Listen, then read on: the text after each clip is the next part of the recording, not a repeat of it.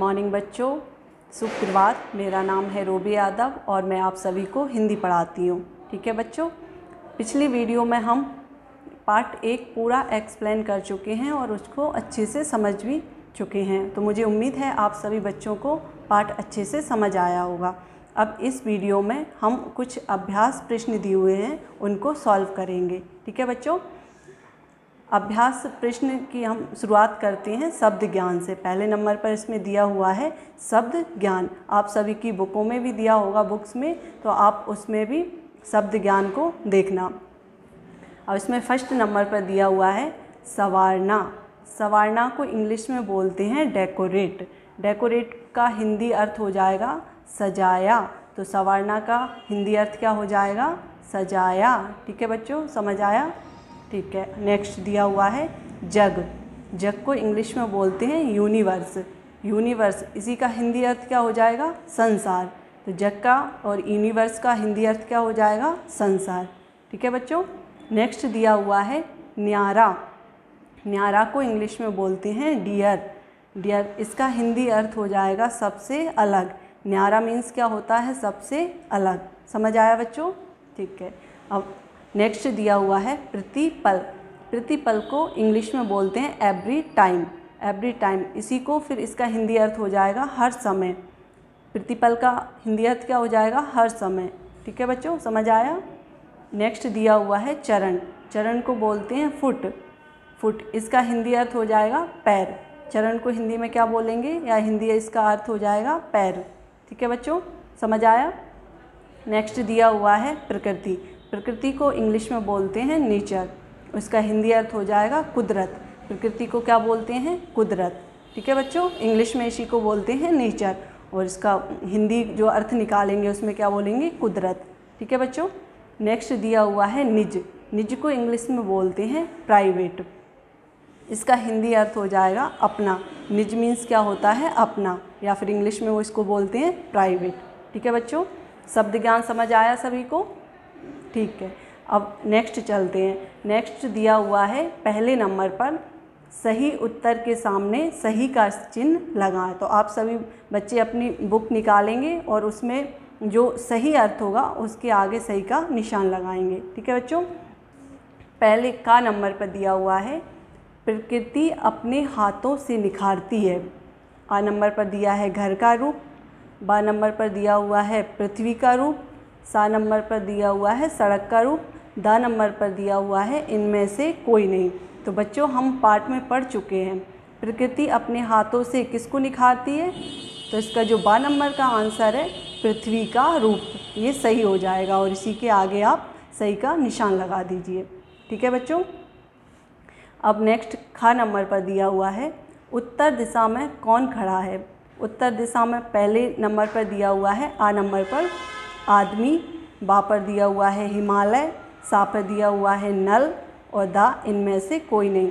तो बच्चों, हम पाठ में आगे पढ़ चुके हैं उत्तर दिशा में कौन खड़ा हुआ है? हिमालय। ठीक है। उत्तर मैंने पूरा एक्सप्लेन किया था। उत्तर को बोलते हैं, उत्तर दिशा को बोलते हैं नॉर्थ, और नॉर्थ में कौन खड़ा हुआ है? हिमालय। ठीक है बच्चों, आगे चलते हैं। गा नंबर पर दिया हुआ है लहराता सागर किस दिशा में स्थित है। लहराता सागर किस दिशा में स्थित है?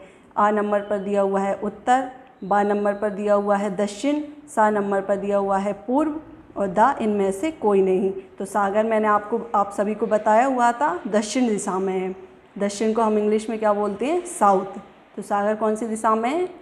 दक्षिण दिशा में है। इसके दक्षिण के सामने आप सही का निशान लगा लेना आप सभी अपनी बुक्स में। ठीक है बच्चों, आगे नेक्स्ट पेज पर चलते हैं। घा नंबर पर सागर चरण पखारता है। आ नंबर पर दिया हुआ है माता के। बा नंबर पर दिया हुआ है पिता के। सा नंबर पर दिया हुआ है भारत माँ के और दा इनमें से कोई नहीं। तो मैंने आपको आगे जो चैप्टर पढ़ चुके हैं उसमें बताया था सागर चरण पखारता है। किसके पखारता है? भारत माँ के। तो क्या सही हो जाएगा इसमें? भारत माँ के आगे आप सही का निशान लगा लीजिए। ठीक है बच्चों, ये अपने सही आंसर कंप्लीट होते हैं। अब इसके बाद आते हैं रिक्त स्थान भरिए। दूसरे नंबर पर क्या दिया हुआ है? रिक्त स्थान भरिए।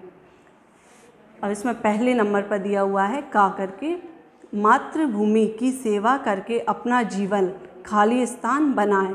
खालिस्तान में आप सभी को क्या भरना है? सफल। सफल सब लोग भर लेना अपनी, सभी बच्चे अपनी बुक्स में। तो मातृभूमि की सेवा करके अपना जीवन सफल बनाएं। ठीक है बच्चों। नेक्स्ट दिया हुआ है खा नंबर पर, सागर ने भारत माँ के खालिस्तान पखारे। तो खालिस्तान पर अपन को क्या भरना है? चरण। सागर ने भारत माँ के चरण पखारे।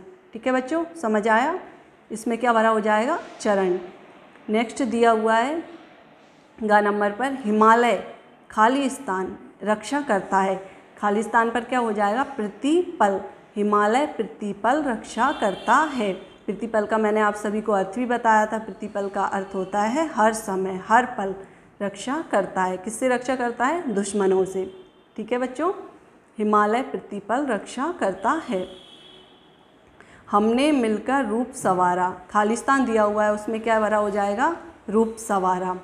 किसका रूप संवारा है? भारत माता का रूप संवारा है। ठीक है बच्चों, समझ आया ये खालिस्तान सभी को? ठीक है। अब नेक्स्ट आता है तीसरे नंबर पर, सत्य और असत्य का। पहले नंबर पर का पर दिया हुआ है, लहराता सागर पूर्व दिशा में स्थित है।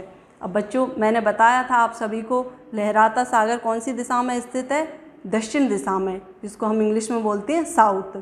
तो इसमें दिया हुआ है लहराता सागर पूर्व दिशा में स्थित है। ये तो गलत हो गया, तो इसके सामने या तो आप असत्य लिख दीजिए या फिर क्रॉस का निशान लगा दीजिए। ठीक है बच्चों। आगे नेक्स्ट है, हिमालय दक्षिण दिशा में खड़ा है। अब हमने हिमालय भी पढ़ा था, तो हिमालय कौन सी दिशा में था? उत्तर दिशा में। ठीक है, तो ये भी गलत है, तो इसमें या तो गलत का निशान लगा दीजिए या असत्य लिख दीजिए। ठीक है बच्चों। नेक्स्ट दिया हुआ है, सागर भारत माँ के चरण पखारता है। ये बिल्कुल सही है। चरण मीन्स होता है पैर, पखारना मैंने बताया था आपको, पैरों को धुलना। तो सागर भारत माँ के चरण को पखारता है या पैरों को धुलता है। तो इस पर क्या हो जाएगा? सही, सत्य या फिर राइट का निशान लगा दीजिए। ठीक है बच्चों। नेक्स्ट दिया हुआ है, उत्तर में बादल हिमालय से टकराकर जल बरसाते हैं। तो उत्तर में जो हिमालय है, जो कि विश्व की सबसे बड़ी पर्वतमाला है, उससे जब बादल टकराते हैं तो जल बरसता है। मैंने आप सभी को पहले ही पूरा एक्सप्लेन कर चुकी हूँ इसको, तो आपको समझ आ गया होगा। तो ये बिल्कुल सही है, तो इस पर सही का निशान लगा दीजिए। उत्तर में बादल हिमालय से टकराकर वर्षा करते हैं। ठीक है बच्चों। अब नेक्स्ट आते हैं चौथे नंबर पर, निम्नलिखित प्रश्नों के उत्तर दीजिए। ठीक है बच्चों। अब हम क्या करेंगे? प्रश्नों के उत्तर देंगे। पहला प्रश्न दिया हुआ है, उत्तर में बादल किससे टकराकर जल बरसाते हैं। तो उत्तर में आप सभी को मैंने बताया था, उत्तर में किससे टकराकर जल बरसाते हैं? हिमालय से। तो इसका सही आंसर क्या हो जाएगा? हिमालय। उत्तर में बादल हिमालय से टकराकर जल बरसाते हैं। ठीक है बच्चों, समझ आया? ठीक है। अब नेक्स्ट क्वेश्चन दिया हुआ है, हमारा देश कैसा है। हमारा देश कैसा है बच्चों? बहुत सुंदर है। ठीक है, तो इसका आंसर क्या हो जाएगा? हमारा देश बहुत सुंदर है।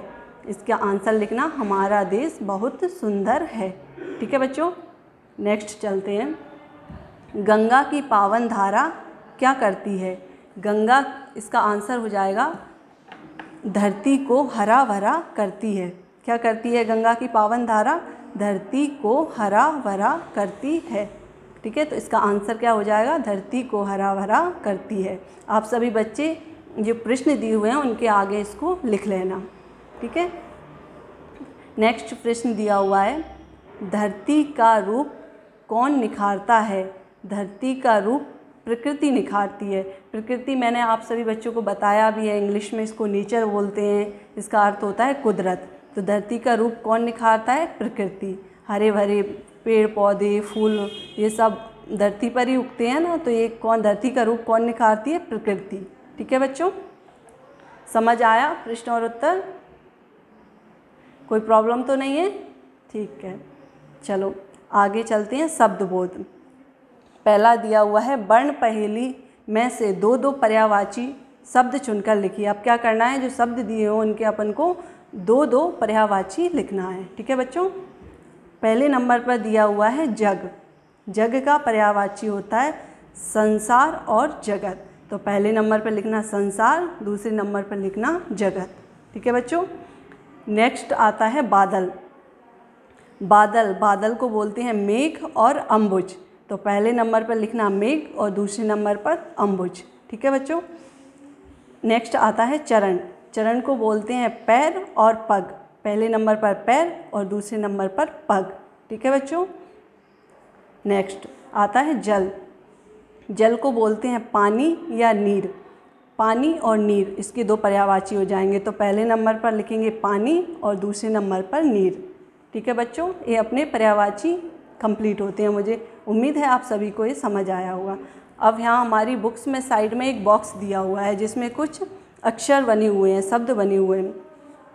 उनको हम मिलान करेंगे और उनसे नए शब्द बनाएंगे। पहले नंबर पर जैसे कि में और घा दिया है तो उसको मिला के हम क्या पढ़ेंगे, मेघ। इसके नीचे अंडरलाइन कर देना या फिर इसको बॉक्स में बंद कर देना। ठीक है बच्चों। फिर उसके नीचे दिया हुआ है जा और ला। तो जा और ला के नीचे अंडरलाइन करेंगे, उसको मिलाकर क्या हो जाएगा, जल। उसके नीचे दिया हुआ है सा। सा पे अम की बिंदी। फिर उसके नीचे एक और बड़ा सा है जिस पे बड़ा की मात्रा है। और फिर उसके नीचे है रा। तो उसको पूरे को मिलाकर क्या हो जाएगा, संसार। तो संसार को एक बॉक्स के अंदर अपन बंद कर देंगे। ठीक है बच्चों, समझ आया। अब उसके साइड में दिया हुआ है ना और ला। ना और ला को मिलकर हम पढ़ेंगे नल। तो इसको एक बॉक्स के अंदर बंद कर देंगे। ठीक है बच्चों। और उसके नीचे दिया हुआ है पा। पा पे बड़ा की मात्रा, ना। ना पे बड़ी की मात्रा, पानी। तो उसको अंडरलाइन करेंगे और उसको बॉक्स में बंद कर देंगे। ऐसे और भी कुछ शब्द दिए हुए हैं जिनको आपको मिलाकर उनके नए शब्द बनाने हैं। तो आप उसको अंडरलाइन करना और उनको बॉक्स के अंदर बंद करना। ठीक है बच्चों। इसी तरह हमारा ये चैप्टर पूरा कंप्लीट हुआ। मुझे उम्मीद है आप सभी बच्चों को बहुत अच्छे से समझ आया होगा और बहुत मज़ा भी आया होगा। Thank you.